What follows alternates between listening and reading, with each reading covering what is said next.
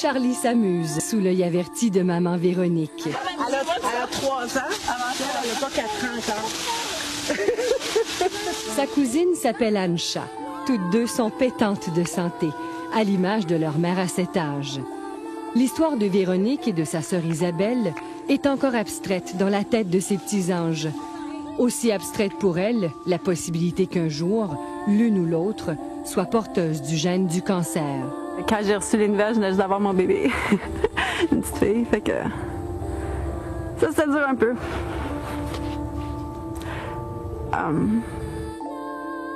Le diagnostic ne laisse aucun doute.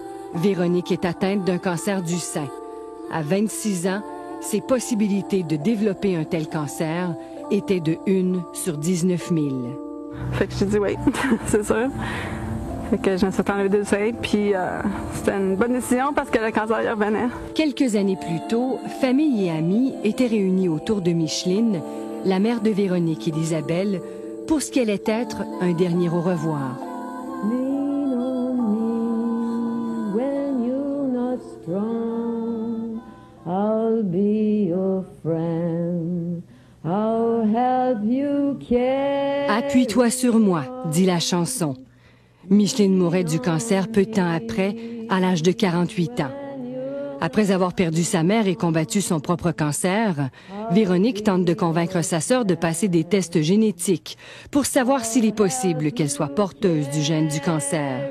J'ai demandé à ma sœur de se faire tester, puis elle voulait pas. Elle voulait pas savoir, fait que je me suis dit, OK, je peux pas rien faire, elle veut pas savoir, elle peut pas savoir. On m'a pas beaucoup supporté, on m'a pas donné de chiffres, on m'a pas convaincu, on m'a pas vendu le fait d'aller me faire tester. Finalement, aujourd'hui, je regrette un peu parce que je me rends compte que les statistiques sont importantes. Là.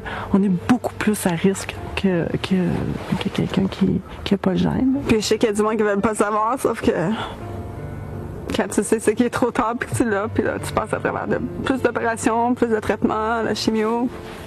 C'est pas bien fun. Les appréhensions de Véronique se confirment. Fait que là, ma soeur n'a pas voulu se faire tester, puis quasiment 3 ans après, elle a appris qu'elle avait un cancer du sein. Véronique prendra sur elle de convaincre ses oncles et tantes, frères et sœurs de sa mère, de passer les fameux tests génétiques. Le développement d'un cancer est une combinaison de facteurs génétiques et environnementaux. Mais pour que le cancer se développe, c'est 100% génétique initialement. C'était quoi ton objectif? De peut-être sauver leur vie. En gros. Parce que la prévention, c'est vraiment la seule chose que tu peux faire avec le cancer. Arrêter avant qu'il rentre dans ton corps. Puis... Les médecins établiront d'abord que Josépha Côté, le père de Micheline et de ses 5 frères et sœurs, est porteur du gène du cancer sans pour autant avoir développé la maladie. Chacun de ses enfants a 50% de chances d'avoir hérité du mauvais gène. Tu sais, souvent, on dit, OK, on coupe les liens avec la famille, mais on se fout du reste. Puis ça, on l'entend souvent, qu'ils ne connaissent pas leurs oncles, leurs tantes. Dans la famille Côté, moi, je pense que si on refait tout l'arbre généalogique des frères et sœurs et des oncles et des tantes de Josépha Côté, je suis sûr qu'on va retrouver beaucoup de cas de cancer. Il y avait 50% de chances de l'avoir. On se disait peut-être qu'on va passer on peut peut-être passer à côté, là, mais sur 6, là, on est 4 qui l'ont. Fait que... On y va, là. On va aller de l'autre bord du lac. Gilles sait depuis quelques semaines qu'il est porteur du gène du cancer. Il vient à peine de prendre sa retraite. Là, on pense prévention plus. C'est sûr que là tout ce qu'on peut... tous les examens qu'on peut passer pour pouvoir prévenir ça, là, on va être ouvert à ça, c'est sûr. Là. Comme dans tous les cancers, le principe, c'est toujours de le prendre le plus tôt possible.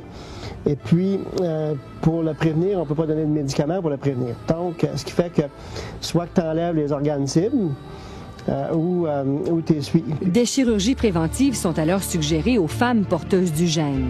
Certaines femmes vont choisir de se faire enlever les seins, évidemment avec reconstruction mammaire, pour éviter, évidemment, prévenir un cancer du sein. Ils vont se faire enlever les ovaires après qu'elles ont eu leurs enfants, pour encore là éviter un cancer de l'ovaire. Donc, c'est de là qu'est l'importance de savoir qui a hérité de ce gène-là ou pas. C'est avec Camille, c'est un petit peu plus dur parce que je vais avoir une deuxième enfant, fait que c'est comme, j'attends-tu, puis si jamais t'attends trop longtemps, t'as le cancer des ovaires, tu t'en sors pas, c'est une grosse décision. Puis sont venus les résultats des tests de Jacques et Charlotte. Puis là, il me dit, vous avez le bon gène, tu sais. Les épaules ont fait ça, là, tu sais. Le test de Jacques s'est aussi avéré négatif. N'empêche, la maladie de ses nièces l'a ébranlé. À 26 ans, cancer, moi, je pense que j'avais jamais vu ça. Fait que c'est sûr que ça surprend, puis ça fait réfléchir. Hein. On dit, on n'est pas à l'abri de ça. Hein.